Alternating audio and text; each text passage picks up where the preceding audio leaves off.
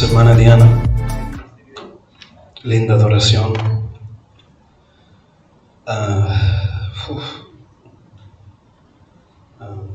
¿Sintieron al Señor? Hay que abrir el corazón y dejar que Él nos ministre.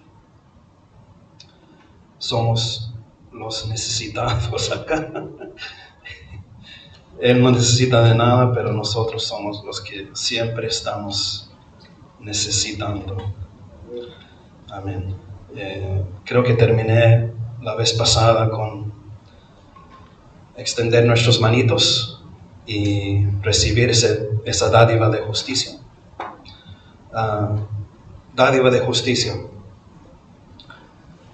Sabemos que el Señor es justo, Él es santo y requiere que las personas tengan una rectitud delante de Él para que Él luego venga a la vida de uno. Pero el Evangelio enseña que todos fuimos destituidos de la gloria de Dios, por lo tanto todos hemos pecado. Sí, aunque no cometimos la misma transgresión de Adán, sin embargo Dios ha hecho las cosas que ese pecado del primer padre, primer hombre, contaminó, por falta de otra palabra, contaminó a toda la humanidad. Entonces esa rectitud que se tiene que rendir a Dios es algo inalcanzable para nosotros mismos. Pero Él en su misericordia y bondad, como Él es proveedor, siempre se ha revelado como proveedor en la historia, en la narración bíblica de Génesis, Apocalipsis. Él proveyó ya esa vida, ese cordero, porque era una vida en sustitución por otra vida para alcanzar esa vida de Dios a través de la rectitud que Él exactaba de nosotros. Entonces tenía que ser una vida inocente en cambio por mi vida. Y esa víctima o vida simbolizaban los sacrificios de animales en el Antiguo Testamento. Eran tipos de nuestro Señor Jesucristo. El cumplimiento de todo lo que Dios comenzó desde el principio en redimir al hombre. Necesitamos ser redimidos, necesitamos ser perdonados. Dios es justo. Nos enseña en la ley de Dios que no puede perdonar así nomás Dios. No puede, porque Él requiere lo que Él siempre ha requerido. Lo que Él creó en el principio era todo bueno. Él requiere una rectitud, un caminar delante de Él, que es continuo y que no hay cesión, no hay paro. Tiene que ser algo continuo, permanente, que perdure, que nosotros no lo tenemos. No es algo para reírse realmente, pero sí es en vista de lo que Dios hizo a través de su Hijo, Señor Jesús. Por eso la Biblia dice, solo por un hombre, como por un hombre, el primer padre vino el pecado a todos los hombres, a todas las generaciones, hasta hoy. También, porque ese primer hombre fue un tipo del segundo hombre, Jesucristo, que Dios trajo esa rectitud como dádiva que necesitamos en nuestras vidas. Esas son las buenas nuevas. Y esa rectitud es recibida. Es un acto de uno, de una posición de estar recibiendo de Él. Se recibe esa rectitud. Gloria a Dios. La postura, esa es la palabra, la postura de las personas que entienden eso, que sus corazones son tocados, que sienten el carecer en el corazón de tratar de alcanzar y conocer a nuestro Dios. Dios les lleva a una postura de estar recibiendo de de recibirlo. Recibir a Jesús.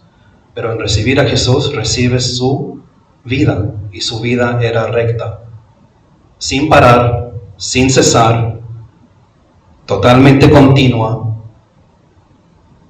que es lo que Dios buscaba. Por eso es por un solo hombre. Por eso especialmente las cartas en el Nuevo Testamento, y también en los evangelios, Mateo, Lucas, Marcos, Juan, era la vida de Jesús, y por lo tanto Él fue ese Cordero, Él fue ese único hombre en lo cual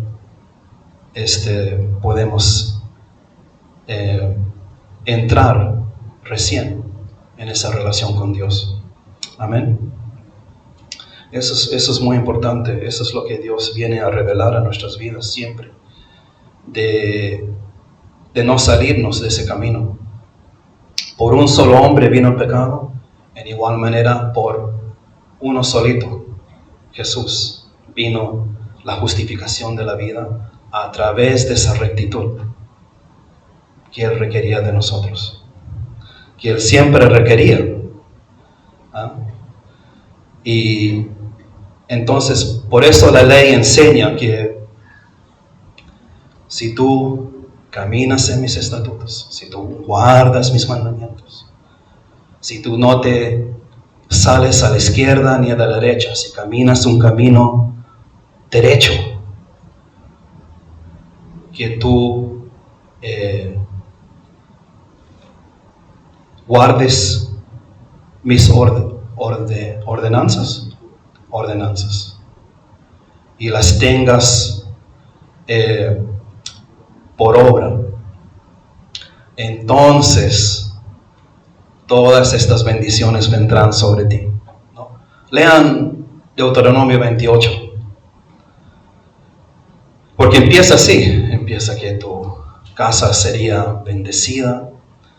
Era Israel, eso fue declarado a Israel, el pueblo antiguo de Dios, y era un pueblo agrícola. Toda la simbología era de granjas, de todo ese asunto, ¿no? El sembrar y cosechar, el tener los animalitos para arar la tierra, todas esas cosas.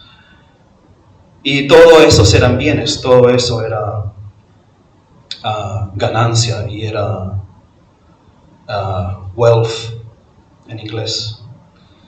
Era, ¿cómo es wealth? Riquezas. Eran caros los bueyes. Cuando tenían que sacrificar un buey en el Antiguo Testamento, carísimo. Que un buey podría engendrar a muchos otros bueyes. Y el buey hacía un trabajo muy importante en arar la tierra para que se pueda sembrar exitosamente, para ser alimentado. Pero dice que tus almacenes serán bendecidos, toda esa maquinaria, todo ese que tipifica ahora. Hoy en día es lo mismo. Hoy en día salimos a trabajar, por ejemplo, tenemos una familia para cuidar, tenemos cuentas bancarias, tenemos posesiones que nos ayudan y nos facilitan para movernos, para ser eficientes, para que estemos proveyendo, ¿no?, a nuestras necesidades. Bueno, en igual manera, esas promesas todavía están vigentes, están cumplidas en Jesucristo. Pero dice, si retenieres mis mandamientos, si guardares mis mandamientos, si pongas por obra mis estatutos, mis ordenanzas, ¿no? ¿Sí? ¿Están captando que Dios requería esa rectitud primero? Pero lo que pasa muchas veces es que en nuestras vidas hoy en día, porque hay esa competencia, porque hay alcanzar, porque hay esas metas para que nos enseñen nuestros padres de avanzar, de ir y aprender y ser quizás el primero en lo que quieres hacer en la vida. Entonces, ¿qué estamos siendo enseñados desde nuestra niñez? Especialmente en Australia, por lo menos, hay mucho poder adquisitivo acá. Entonces, si uno trabaja duro, si uno trabaja fielmente, si uno le muestra al jefe que está haciendo a tiempo, que no está llegando 5 o 10 minutos. Estoy hablando de eso porque en la noche tuvimos nuestro review con el jefe. Él habló de esas cosas, de cómo mejor emprender tu trabajo, ¿no? Pero estamos siendo enseñados desde niños de ser exitosos en las clases, en la escuela. Tener un trabajito y hacerlo lo mejor que uno puede, para luego esperar una esperanza de ser promocionado. Entonces, ¿a qué voy? Que eso produce en nosotros una expectativa puesta por circunstancias, por la manera en que somos criados, que no es malo, no es malo, de rendimiento, rendir.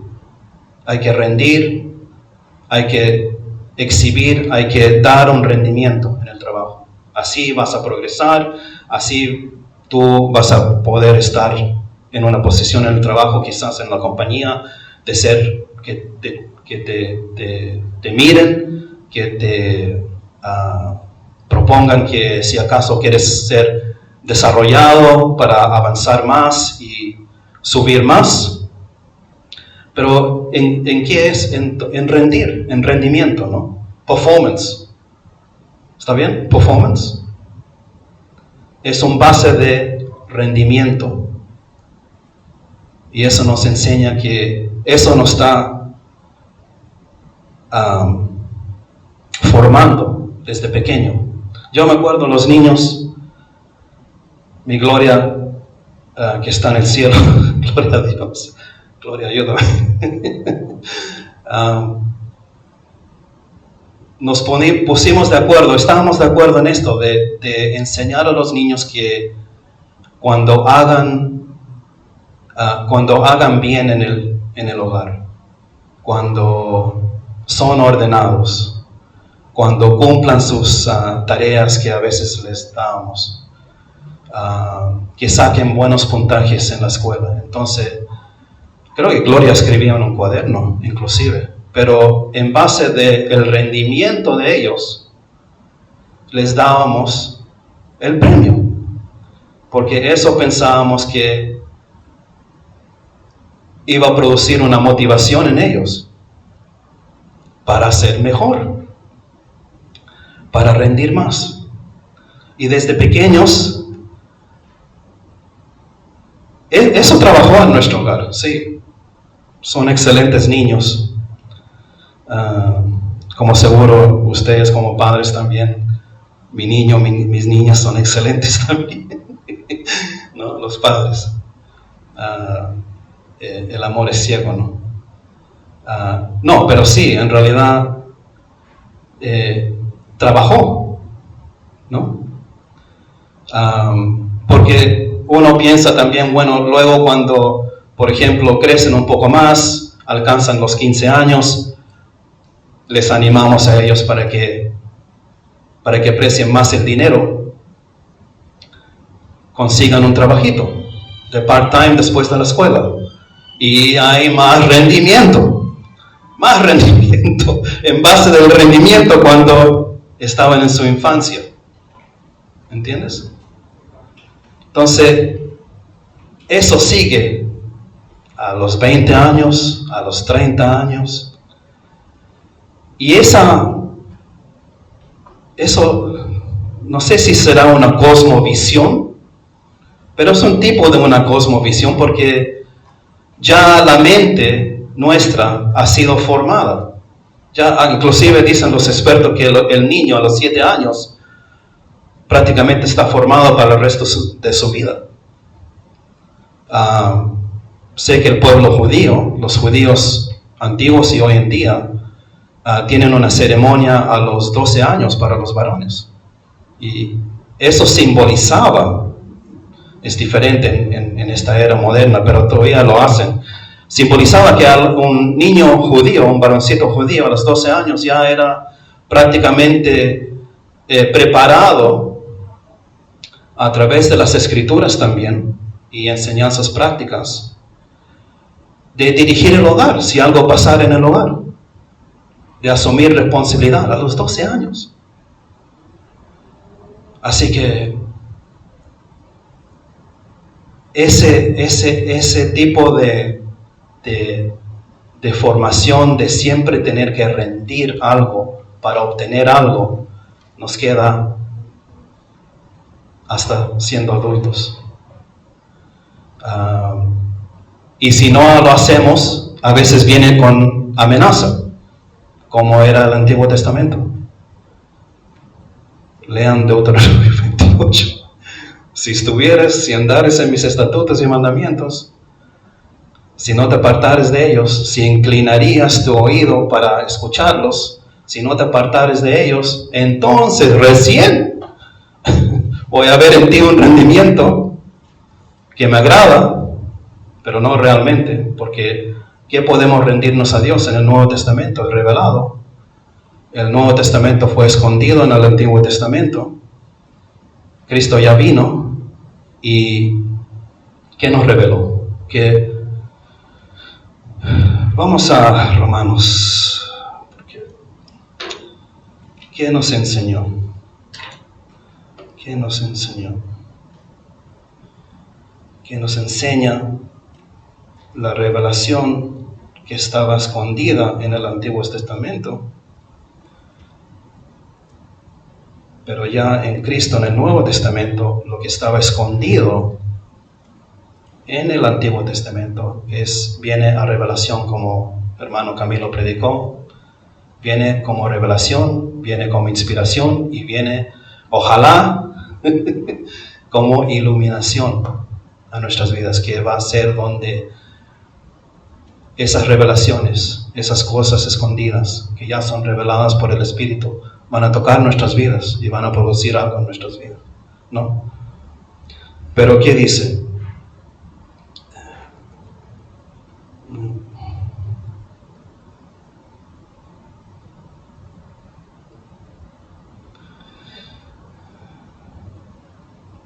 Romanos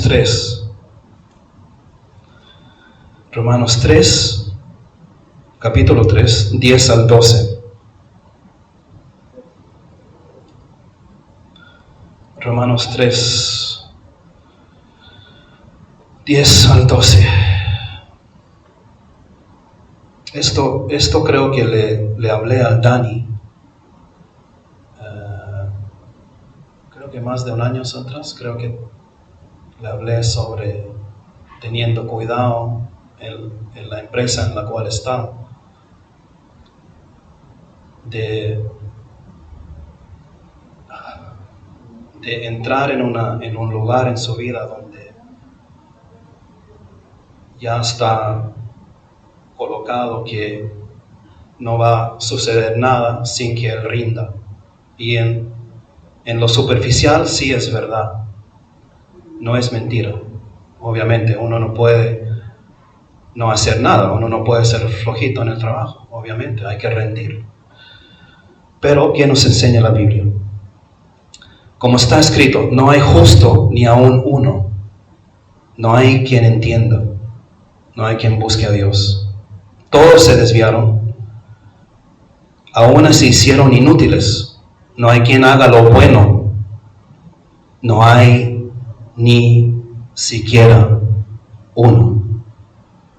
Esto es la declaración profética y apostólica en que basamos, en que la Iglesia católica significa universal.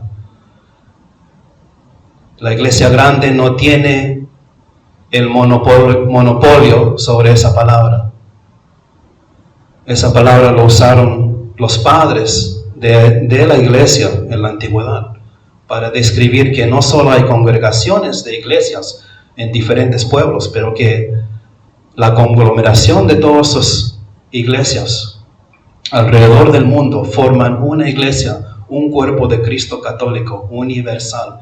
Católico significa en latín universal. Hay una iglesia mundialmente. ¿Ah? Pero ¿qué dice? No hay quien haga lo bueno. Ese es como Dios ve la cosa. Ese es el resumen de Dios. De lo que se llama el impío, de la persona sin Cristo.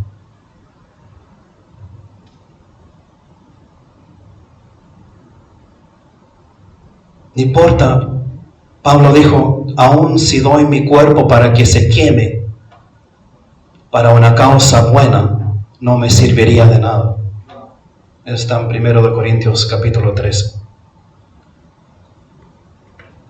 Ni si doy mi cuerpo para una causa para otros, no me serviría, porque no hay ningún justo, no hay nadie que haga lo bueno, no hay ni siquiera uno.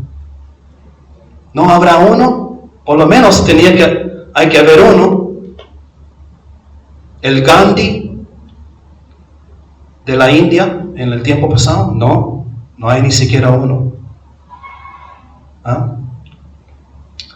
¿Qué más? La Madre Teresa. Ay, come on. La Madre Teresa. No. Esta es la declaración de Dios. Esta es la palabra inspirada, como hermano Camilo estaba enseñando, que viene a nosotros. Que se forma esto, el base de la predicación del evangelio verídico, que va a salvar a las vidas. Porque si uno no sabe que no hay en los ojos de Dios, no hay ni siquiera ningún bueno, todos se desviaron. No, pero Señor, yo estoy yendo en el camino recto. Yo reflejo mi vida al final de la semana, al final del ajedreo del trabajo, y veo que sí, he fallado en algunas cosas, pero mayormente he hecho bien. Yo he llegado al 5 minutos antes, 10 minutos antes de empezar mi trabajo. Yo le dije hola a mi compañero, aunque no sentía decirle hola, les saludé a todos. Les dije buenos días. También cada mes doy a mi caridad preferida. Doy por mi cuenta bancaria, va directamente a la caridad. Voy una vez a la semana a la casa de comunidad en mi área. Voy como Lara, ¿no? En tu escuela antes visitaban a los ancianitos en los age care, ¿no? Cantaban canciones con un corito chico a ellos para alegrar sus vidas. Y como a un viejitos no les gusta ver los niños que canten, les traiga gozo a sus vidas, ¿no? En sus años dorados. No. Dios dice no. Uf.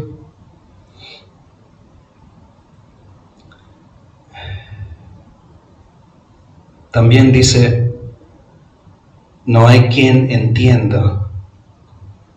¿Ah? No solo hay en los ojos de Dios, nuestro Dios, el único Dios, el Dios verídico, el Dios de Jesús.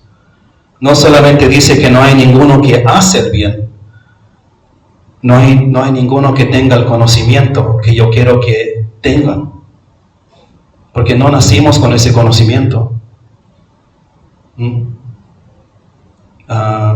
Un bebé, seguro han escuchado eso, que tú ves como un bebé agarra sus juguetes y no quiere compartir.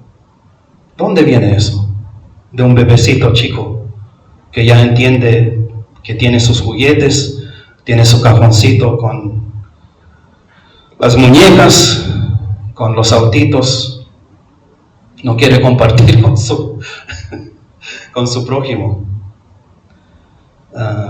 También Dios dice que no hay quien entienda. No hay quien entienda.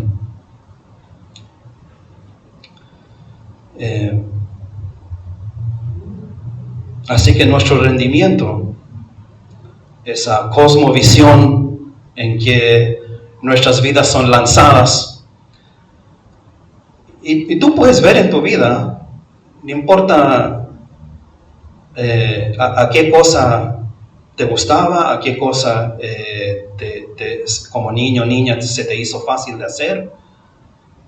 Me acuerdo de Larita, le gustaba el netball, el baloncesto australiano, y yo le llevaba a los entrenamientos, creo que eran los miércoles en la noche, y íbamos a los partidos el sábado, ¿no? En la mañana, y le encantaba el netball, y era buena, le gustaba entrenar, le gustaba todo que era, y porque vieron que ella se esforzaba, veían que ella daba el rendimiento requerido, la promocionaron, la pusieron como la goleadora del baloncesto ahí adelante. Yo cuando era niño me gustaba el fútbol, yo era bueno para el fútbol, de repente no era buena para la matemática, pero era buena y la física y la química, pero era buena para el fútbol, era competitivo con el fútbol, iba fielmente a los entrenamientos en la noche durante la semana y jugábamos el partido los fines de semana. Así que desde nuestra pequeñez somos lanzados a esa manera. No hacemos mal a nadie. No, yo soy un buen esposo, soy una buena esposa, soy un buen hijo, soy una buena hija. Pero ¿qué pasa? Somos criados con esa mentalidad de rendimiento para conseguir algo. Entonces cuando llega el Evangelio, de repente en la vida, se nos encuentra difícil. A mí era súper difícil, porque no solamente tenía que rendir en mi hogar, en la familia, tenía que yo hacer mi parte en la familia. Si hacía el bien, me venía el bien. ¿No era así? Si no, mis papás me dejaban saber a la manera de repente severa para yo y mi hermano, y lo merecíamos. Pero así a veces viene con retribución si no haces el bien. Diferentes crianzas, diferentes hogares, de acuerdo a las circunstancias, ¿no? Lo dejo ahí nomás porque no quiero revelar mucho. Hoy en día sí las cosas han cambiado, pero todavía hay esa cosa de tener que rendir, el rendimiento. Cuando se nos presenta el Evangelio, ¿qué pasa? Hay un choque inmediatamente, porque sin saber tenemos esa formación dentro de nosotros de equivalar a Dios, al Dios que nos presenta, el Dios de Jesucristo, de repente el Dios evangélico, de el Dios de la Biblia, más bien, el Dios bíblico, Jehová de los ejércitos, Elohim, Adonai, Yahvé, Yehoshua, el nombre hebreo de Jesús, Yehoshua. Hay un choque porque tú me dices ahora, Dios, que yo no tengo que trabajar en ese sentir para recibir una rectitud que no es mía, y que al recibir y ponerme en esa posición de estar recibiendo de esa justicia, de esa rectitud, soy salvo. Es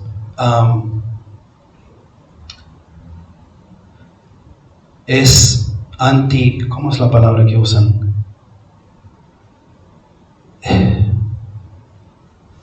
Se me olvida, se me escapa. Pero, ¿entiendes? Toda mi vida he enseñado. Entonces, con esos lentes en mi mente, estoy tratando de comprender el Evangelio. A veces sin darnos cuenta. Tú me dices, Dios, en el Evangelio que es por gracia, es algo inmerecido. Vamos a Romanos 5, 17.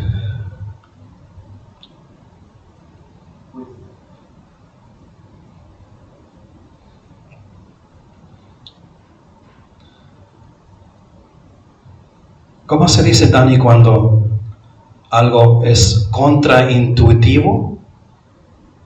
Counterintuitive, contraintuitivo.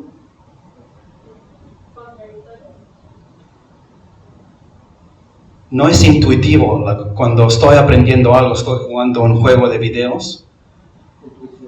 Es intuitivo. Los botoncitos y todos los controles para un niño de 10, 11 es normal. Lo agarra y en un minuto ya ha aprendido todos los botones. Es intuitivo. Entonces, esa es la palabra que quería usar. Ahora, cuando se nos presenta el Evangelio, aunque estamos entendiendo en la cabeza, pero en el corazón nos está cayendo la chaucha. Porque dentro de nosotros hay una cosa contraintuitivo que no estamos captando todavía en su plenitud. No estamos comprendiendo. ¿Ah?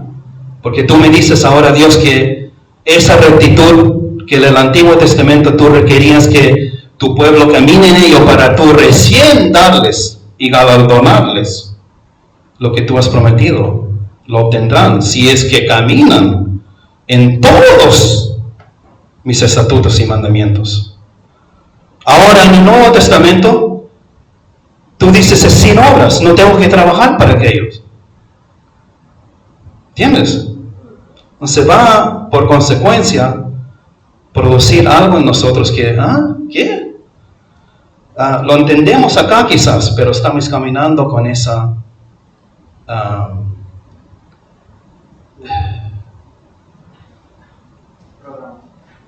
programación.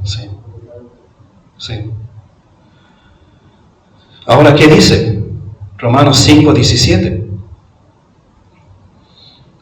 Pues si por la transgresión de uno solo reina la muerte, mucho más reinarán en vida por uno solo, Jesucristo, lo que recibe la abundancia de la gracia y del don de la justicia. Yo vi el griego sobre ese pasaje y es fantástico, porque ahí usa las palabras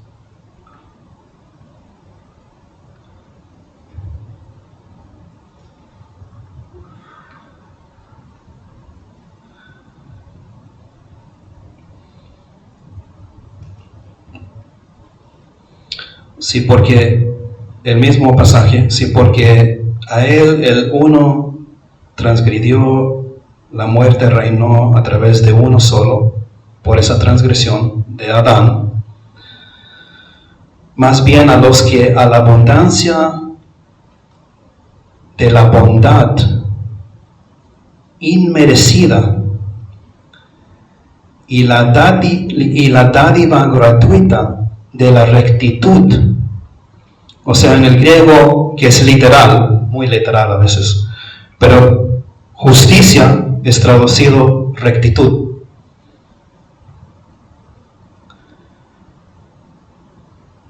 Mucho más lo que recibe la bondad inmerecida, la dádiva gratuita de la rectitud, recibiendo en vida, reinarán a través de ese uno solo, que es Jesucristo. ¿Entiendes? Entonces, por eso decimos solo Jesús, nada más. Si empezamos a añadir solo lo que Jesús hizo en lugar nuestro, en cuanto, aquí estoy hablando de esa rectitud necesaria para que Dios bendiga la vida de uno, porque Dios es justo, ¿no? Como al Dani, cuando era niño, Dani, si tú haces esto, si tú haces tu camita, si la dejas ordenada, si guardas tus juguetes cuando era más chico, entonces esto te daremos.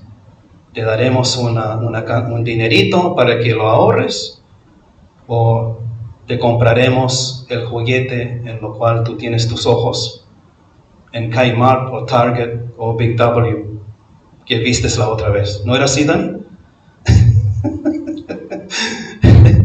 Y si cumplía eso, y si seguía en ese camino de rendir, de producir un tipo de rectitud, entonces progresaba la bicicleta. Ya avanzó 1 año, 2 años más, ya, Dani, debes tener tu bicicleta, pero Dani sigue haciendo tu cama, ahora barre el piso, saca la basura al tacho, ¿no? ¿Cuántas veces has sacado la basura? Ilimitadas. ¿Entienden? Entonces, pero mira que dice acá, si uno alcanza esa rectitud en el Antiguo Testamento, entonces Israel antiguamente reina. ¿Qué dice Deuteronomio? Esto será bendecido en tu entrada, tu salida, todo será bendecido, tus asnos, tus bueyes, tus camellos, donde almacenas todo, tu chacra producirá en abundancia, donde el granero estará rebalsando de trigo, de maíz, habrá una abundancia tremenda, ¿no? En ese tiempo eso era reinar para ellos. Involucraba que esa nación tenía un futuro. Si no podían comer, ¿quién tiene un futuro? Hasta hoy en día, ¿no? Pero en Deuteronomio 28, cuando habla en términos de agricultura, así era la simbología. Es simbología para nosotros ahora. En esos tiempos era real para ellos de poder reinar. Y si ustedes conocen su Biblia, una vez al año, el sumo sacerdote del pueblo que le tocaba para asumir esa posición, tenía permitido por Dios, por la ley de Dios, de entrar una vez, no solo al templo, no solamente al tabernáculo, que era el tabernáculo de Moisés antes del templo construido con piedra y roca, pero era todo igual, tenían la corte de afuera, cuando entraba el sacerdote, cuando ministraban los sacerdotes en ese templo, ustedes pueden buscarlo en una búsqueda. ¿Cómo era, Camilo? Exacto, 3 áreas marcadas. Y el lugar santísimo, solo el sumo sacerdote podía entrar una vez. ¿Y por qué resalto esto acá? Porque depende del éxito de ese un día, una vez al año, del sumo sacerdote poder entrar exitosamente al lugar santísimo, dependía todo el futuro de la nación. Estaba en las manos del sumo sacerdote, de no morir porque hizo un error, porque falló en algo, porque le faltó hacer esto o esta otra cosa, o entró indignamente. No sé si saben esto, pero se dice que sus sacerdotes que ministraban con él, con el sumo sacerdote, en el día de expiación, ese un día al año, donde podía entrar con los sacrificios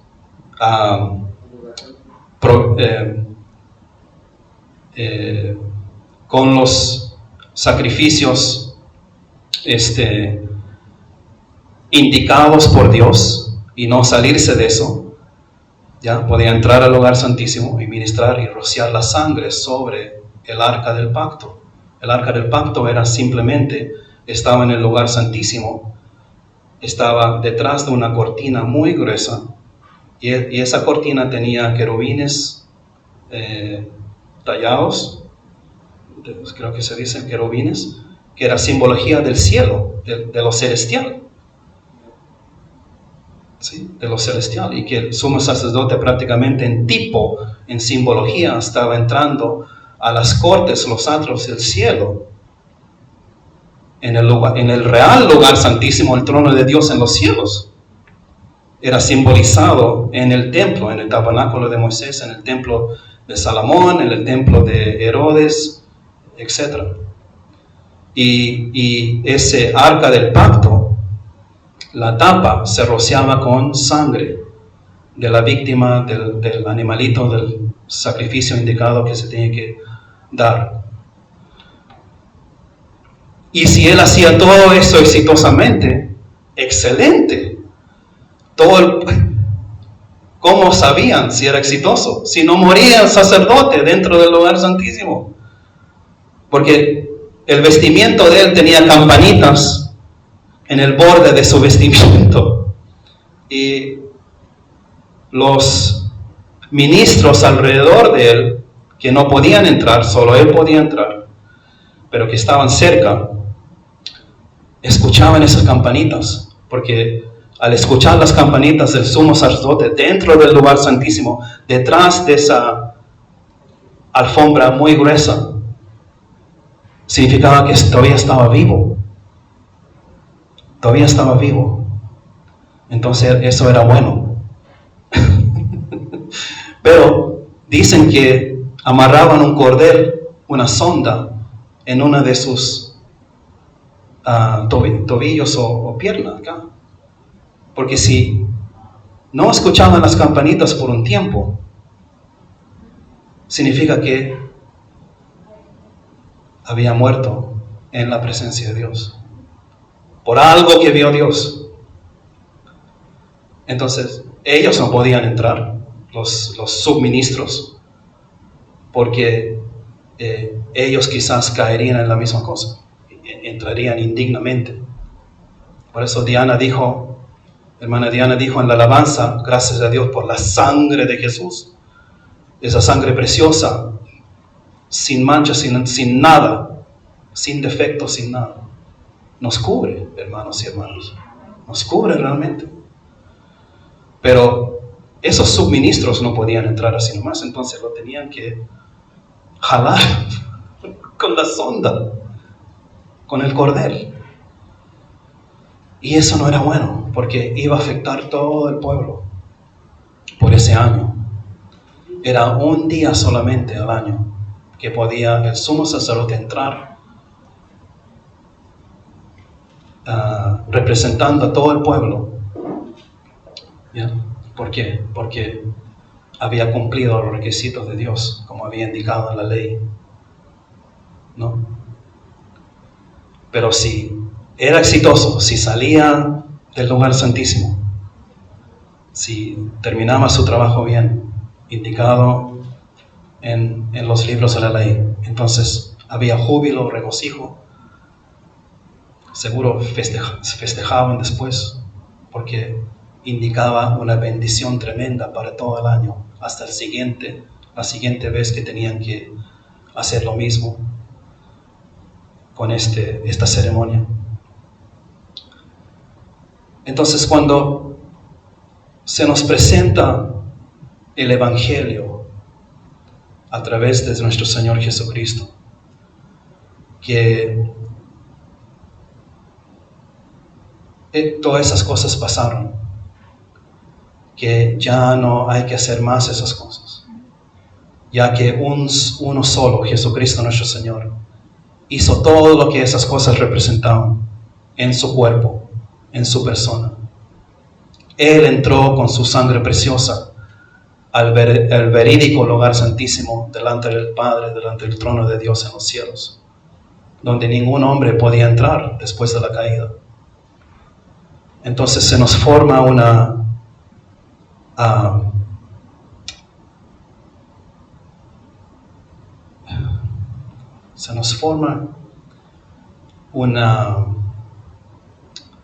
un bloque,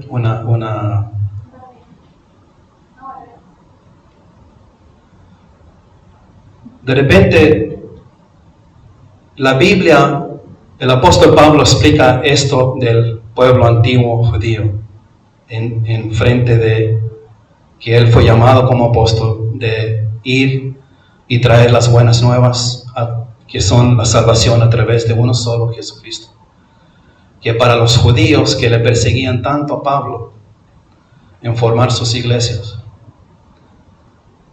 Pablo explica, y los otros apóstoles explican también, que se volvió para ese pueblo antiguo Jesucristo piedra de tropiezo.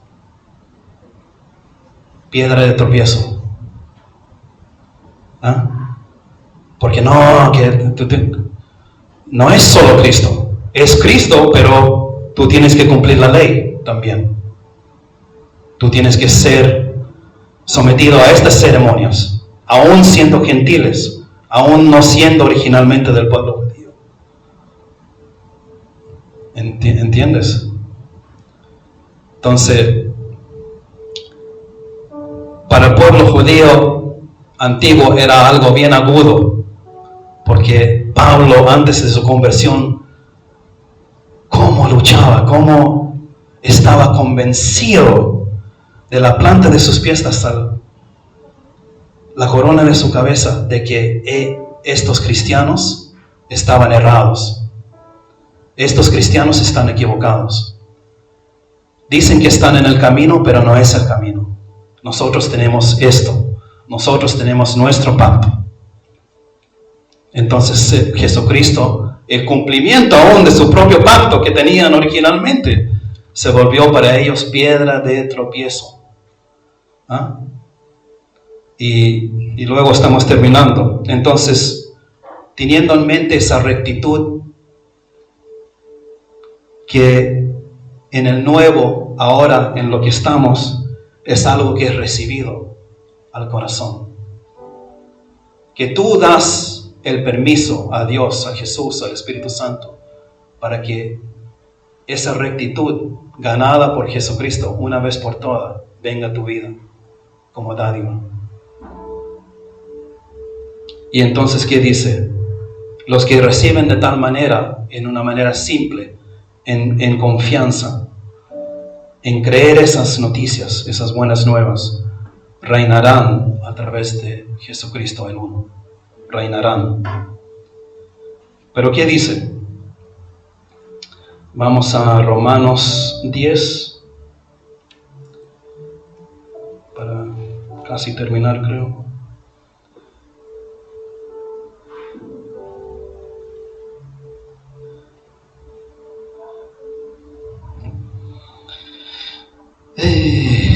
Gloria a Dios.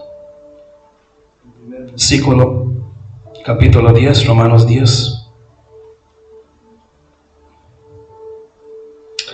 Y aquí Pablo es como una carta, pero explicando algo del pueblo judío antiguo y cómo se parte y se quiebra el corazón de este apóstol, porque él, ¿qué decía? Él era judío.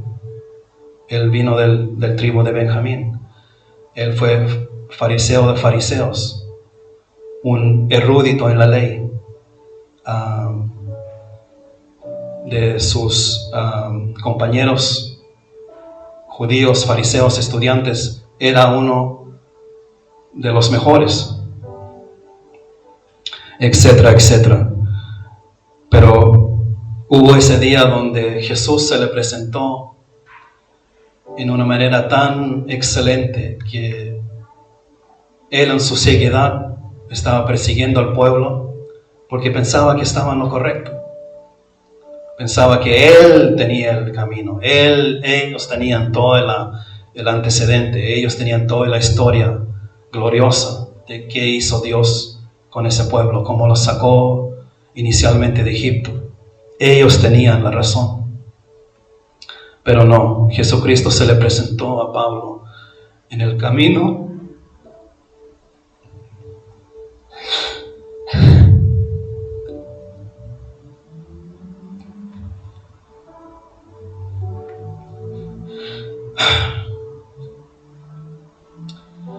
Perdón, hermanos.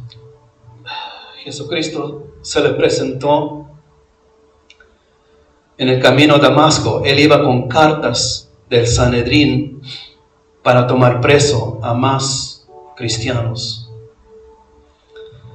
Y fue golpeado desde su caballo por esa luz resplandeciente, donde Jesús se reveló a él en su gloria y lo ensiegueció.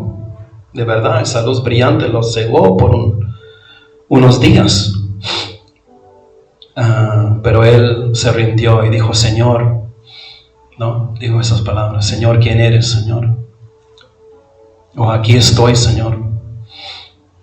Cristo le dijo: Pablo, Saulo, Saulo, no me acuerdo, no vamos a ir al versículo, pero está en Hechos. ¿Por qué me persigues, no? El cuerpo de Cristo. Pero en Romanos 10 dice: hermanos, ciertamente el anhelo de mi corazón y mi oración a Dios por Israel, antiguo Israel, es para salvación, que se salven. Porque yo les doy testimonio de que tienen celo de Dios, pero no conforme a ciencia. ¿Se acuerdan que Dios dijo: no hay ninguno que entienda, menos que haga las obras necesarias?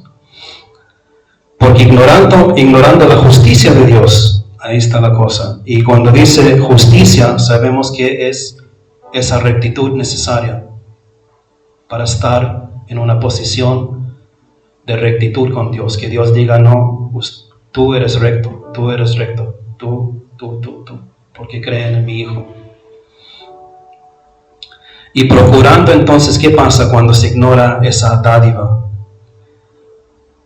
Procurando establecer la suya propia. ¿Y qué pasa? La persona no se sujeta a la justicia de Dios.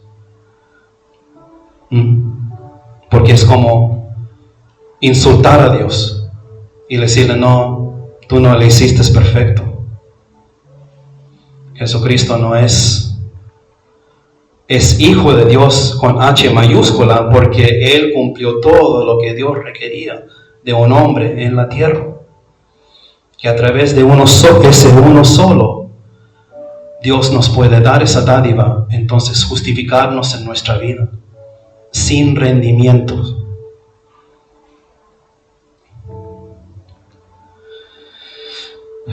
Porque el fin de la ley es Cristo, para justicia a todo aquel que cree. Amén. Lo que los judíos antiguos escucharon: si no te apartares de mis estatutos, si no te desviares, si inclinarás tu oído, todo, ¿no? Cada vez, si no te apartares de ellos, entonces estas bendiciones vendrán sobre su vida. Ahora Cristo cumplió esa rectitud en nuestro lugar. Esas son las buenas nuevas. Y esa rectitud no se puede añadir nada, no se puede sacar nada, es perfecta. Eso significa la sangre. Cuando apelamos a la sangre de Jesús, cuando pedimos que la sangre de Jesús nos limpie de nuestras fallas, de nuestros pecados, eso significa que Dios ve la rectitud de su Hijo en nosotros. ¿Entiendes? Dios es justo, ¿no? Dios es santo. Entonces ahí podemos ver que aquí se reconcilia esa gracia de Dios, la gracia verídica, con la santidad y justicia de Dios. Las dos no son opuestas. En Jesús vienen juntos. En ese Dios hombre, ¿no? Que estamos aprendiendo en el curso con la fiel. Él es el puente, solo Él. Porque Dios requiere esa rectitud. Nunca ha dejado de no requerir esa rectitud. Entonces, ¿qué pasa? Como enseñan, ¿no? Enseñan los teólogos. Soy salvo por obras en los ojos de Dios, pero no mis obras. Las obras de Jesús, mi Señor. Y esas obras vienen a mí cuando yo le reconozco y me someto a Él como mi Señor y Salvador de mi vida. El único. La hermana Diana lo dijo perfectamente. Él es el único en nuestras vidas. Que Él sea el único entonces en mi vida personal. Voy a terminar con un Proverbios 4:7.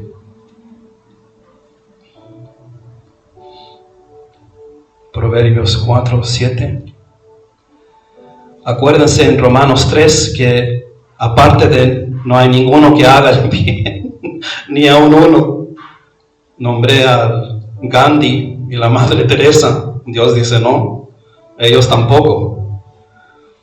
¿Por qué digo la Madre Teresa? No porque ninguna otra razón, sino cuando recién me convertí como joven.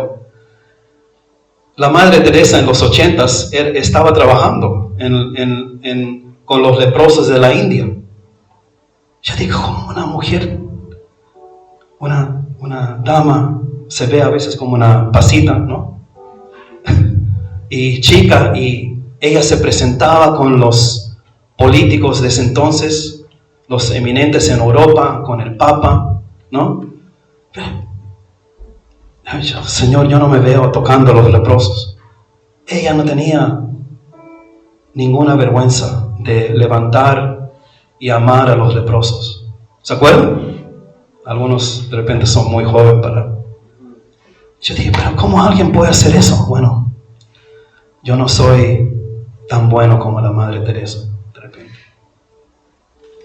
Es verdad, pero en cuanto a Dios, a lo que Él requiere, ella tampoco, con todas sus obras buenas que ella hizo, no podría alcanzar lo que Dios requiere, que solo Jesús podía darnos. Esa es la cosa.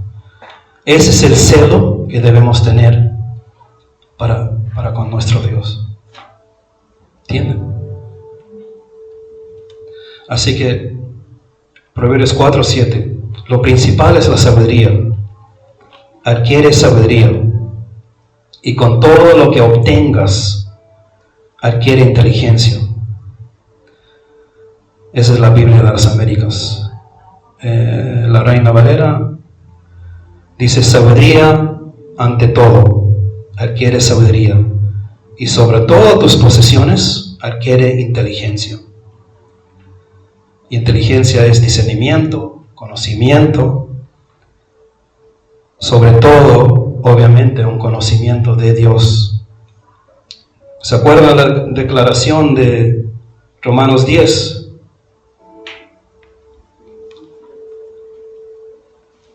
Romanos 10, versículo 2. Porque yo les doy testimonio a estos judíos antiguos, y hoy en día también, de que tienen celo de Dios, pero no conforme a ciencia. Así que en todo nuestro adquirir, en todo nuestro esfuerzo, en todo todo lo que tenemos que hacer,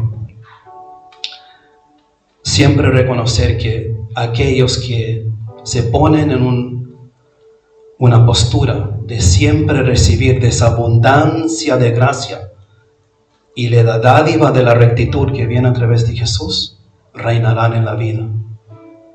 Porque a veces pensamos lo opuesto con nuestra cosmovisión de nuestra infancia. Más esfuerzo que pongo, más voy a recuperar. Con que rindo más voy a obtener. Porque así habíamos crecido, ¿no? Un sistema de hacer el bien y un galardón. Pero el Evangelio es realmente maravilloso, porque ¿cómo, Señor? ¿Pero cómo?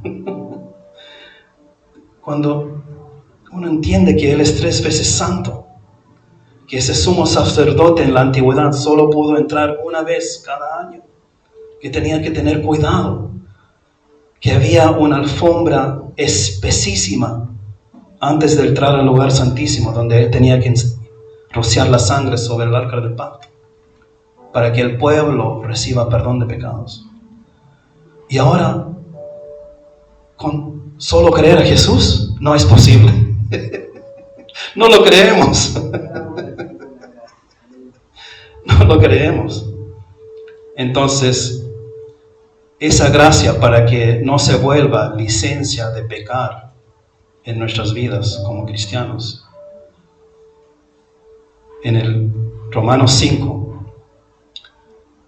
entendemos, en frente de lo que dice el Antiguo Testamento, de que Dios entonces nos da esa rectitud necesaria para caminar con Él, y que nosotros estemos en una posición de recibir. Uno al recibir tiene que parar. Cuando uno recibe, creo que Pastor Nico predicó esto, ¿no? De cómo se recibe un regalo, cómo se recibe un galardón en una Navidad, ¿no? Él predicó sobre eso. Uno tiene que parar. Uno no tiene que trabajar. Oye, ¿qué estás haciendo acá? Ven, te quiero dar No, tengo que mover algo acá, tengo que barrer acá, Ven acá, te quiero dar un regalo. Tienes que cesar de tus obras para recibir ese regalo. Pero al recibirlo hoy, hay paz y reconciliación con Dios que no se puede encontrar en ningún otro lugar. Yo durante la semana realmente estaba meditando sobre el versículo Romanos 5, 17 y dije, Dios, que creo que me entró en mi mente por un segundo, si me voy, si estoy acostado acá en mi almohada y no despierto, entonces que me vaya con este versículo. De la abundancia de tu gracia. Pensé, la abundancia, hay una abundancia de su gracia. Y ahora, ¿qué está reinando? Esta es para otra prédica ya, pero luego, más adelante,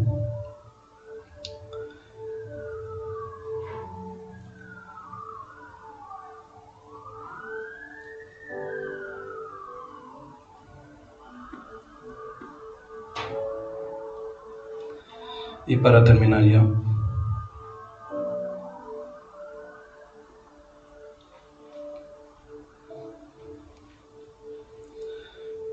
Romanos 5, 21. Para que así como el pecado reinó para muerte a través de ese uno solo, Adán, así también la gracia reine por la justicia, esa dádiva de rectitud, para vida eterna mediante Jesucristo nuestro Señor. Así que no hay nada más que hacer, pero decir, Señor, ceso de lo que yo pienso que puedo hacer delante de ti y recibo. Enséñame a ponerme en una postura en mi vida espiritual de estar recibiendo de ti. Recibir, recibir, recibir, recibir, recibir. Porque la gracia está reinando, porque ya esa justicia fue dada ya. En Apocalipsis dice,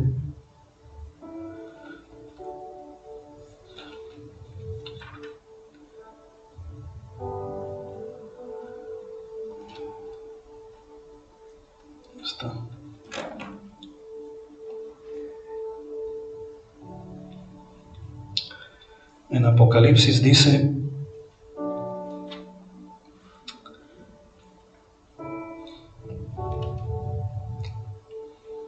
en Apocalipsis 13, 8. Y ese es el libro final, ¿eh? Así que desde el comienzo hasta el final, esta verdad está en pie. Y le adoraron todos los moradores de la tierra, cuyos nombres no estaban escritos en el libro de la vida del Cordero Y esta es la parte que quiero resaltar acá, del Cordero Jesucristo, que fue inmolado desde el principio del mundo, aún antes de la caída de Adán y Eva.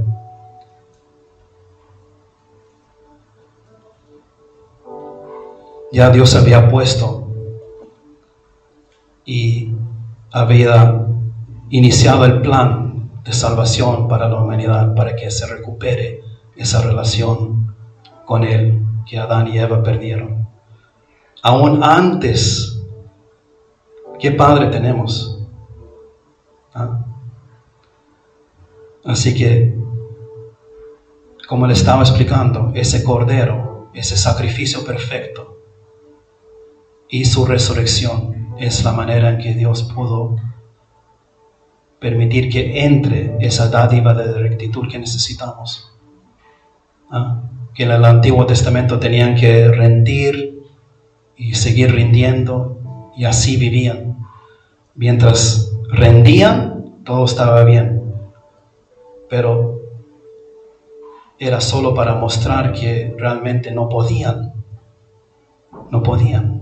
porque había esa enemistad a través del pecado que se introdujo al mundo por Adán. Pero Dios, si habían algunos percibidos aún en el Antiguo Testamento, que esa rectitud perfecta ya Dios había provisto. Hay que aprovechar eso. Hay que indagar en eso. Hay que recibir esa abundancia de gracia en mi vida. Porque esa es la única manera en que puedo alcanzar lo que Dios quiere para mi vida. Tengo que cesar de mis obras y recibir lo que Él está dándome. De otra manera, ¿qué estoy haciendo? Estoy haciendo como los judíos antiguos, que por falta de un conocimiento verídico bíblico, centrado en la Biblia, estoy sustituyendo mi justicia por la justicia verídica de Jesús, que viene por dádiva. Eso viene cuando le digo a Dios, Dios, yo recibo tu justicia. Yo recibo ese don, esa abundancia de gracia que tú me quieres dar. Porque eso va a producir en mi vida. Eso me va a lanzar y seguir lanzando, porque nunca termina, porque es una justicia perfecta, eterna. Lo que Dios siempre quería. Sin paro, sin fin, sin cesar. Los sacerdotes en la antigüedad en Israel ¿podían parar? ¿Cami? No podían parar. No habían sillas, bancos, donde ellos se podían reposar y descansar. Siempre estaban trabajando. Y así era. Porque esos sacrificios, esa sangre de esos corderos, de esos bueyes, de esos animales que especificaba Dios, sí, solo tapaban, cubrían el pecado por un tiempo. Y se tenía que hacer de vuelta el siguiente año. Pero aquí Cristo entró una vez para siempre al lugar santísimo en los cielos y para siempre, no hay cesar. ¿Y qué pasa? Al recibir esa dádiva de rectitud en mi vida y entenderla y caminar en ella y renovar mi mente en ella, yo reposo en Dios, yo descanso en Dios. Ya ceso de esa cosmovisión desde mi infancia de siempre tener que rendir para recibir algo. Yo dejo que Dios bendiga mis manos. Yo dejo que Dios, en oración, yo dejo que Dios bendiga mi hogar. Yo dejo que Dios bendiga mi salir y entrada. Yo dejo que Dios haga. ¿Cómo? Si Dios requiere rectitud, por la dádiva. Es perfecta. Es perfecta. Y no puedo estar como los judíos antiguos que cayeron en una trampa. Porque ignorando la justicia, la dádiva de Dios de rectitud, cayeron por default, terminaron procurando establecer su propia justicia y no reconocieron a Jesús su Mesías cuando Él estuvo en persona delante de ellos, mirándolos cara a cara. Al opuesto, lo querían matar a piedra, porque ellos pensaban que estaban en su camino recto.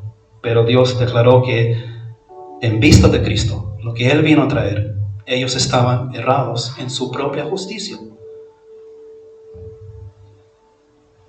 Amén. Gracias, Padre. Gracias por tu palabra, Señor. Son cosas que siempre tenemos que tener pendientes en nuestras vidas, Señor. Y hay una abundancia de gracia, Señor, que reine esa gracia, porque ya ese Cordero fue inmolado desde el comienzo de todo, Señor. Tú fuiste un Padre que estabas ahí al día, que ya sabías todo, que ya habías provisto, Señor. Tú eres un Padre que ya miró en el futuro y sabías lo que iba a suceder. Y ya Cristo era indicado y marcado desde el principio, Señor, antes de la fundación del mundo, de ser inmolado en esa cruz, para que no se pierda tu pueblo, Señor, para que no se pierda la humanidad, para que todos en aquel que en Él creen no perezcan, mas tengan vida eterna. Gloria a Dios. Aleluya, Padre. Y es todo, Señor, es todo, porque a través de ese sacrificio perfecto, nuestros nombres son escritos en el libro de la vida. Asegurémonos en esta tarde que estamos en una posición en nuestra vida personal, espiritual, de estar recibiendo esa abundancia de gracia y esa dádiva de rectitud en mi vida a través de uno solo, Jesucristo. Aceptemos la autoridad de la palabra de Dios en cuanto al Evangelio verídico, porque eso es lo que va a producir en nuestras vidas. Ahí tú, Señor, vas a ver con agrado lo que hacemos, lo que emprendemos. Tú vas a estar en cargo, Señor, porque te estamos dando permiso, porque estamos dejando, porque estamos cesando de nuestras propias obras para tratar de alcanzar esa salvación. Tú bendecirás. Aleluya. Sí, Señor. Aleluya. Gloria a tu nombre, Señor. Gloria a ti, Señor Padre. Oh, Señor, tu fuego en los corazones, Padre. Tu fuego en los corazones, Señor. Ese fuego del Espíritu Santo tuyo, Señor. Esa rectitud, Señor, que no se puede igualar, Señor Padre. Que no se encuentra en ninguna otra cosa, solo en tu persona. Y tú estás con un corazón abierto, Padre, en esta tarde, a recibir a cualquiera que quiere venir a ti, Señor. Vengan a mí todos los que están trabajados y cansados. Tomen mi yugo sobre ustedes. ¿Y qué es ese yugo? Esa rectitud. Ese yugo, en un sentido, es una invitación para que tomemos de lo que Él está dando a su pueblo. Y ahí caminar con Él, porque ese yugo es liviano. ¿Entienden? Ese yugo es liviano y Él está listo y presto, es humilde, es manso. Él nos da eso porque ve el esfuerzo, ve que nos estamos matando a veces en el trabajo. Que Él venga a través de recibir lo que dice la palabra, los que reciben la abundancia de gracia y el don de justicia, reinarán en la vida, reinarán en la vida, reinarán en la vida. Gloria a Dios. Este mensaje creo que quise dárselo al Dani, no sé si te lo expliqué, pero te dije, ¿no? Ten cuidado en tus promociones, en tus trabajos, en lo que estás rindiendo en la compañía, de no olvidar de la bendición de Dios sobre tu vida.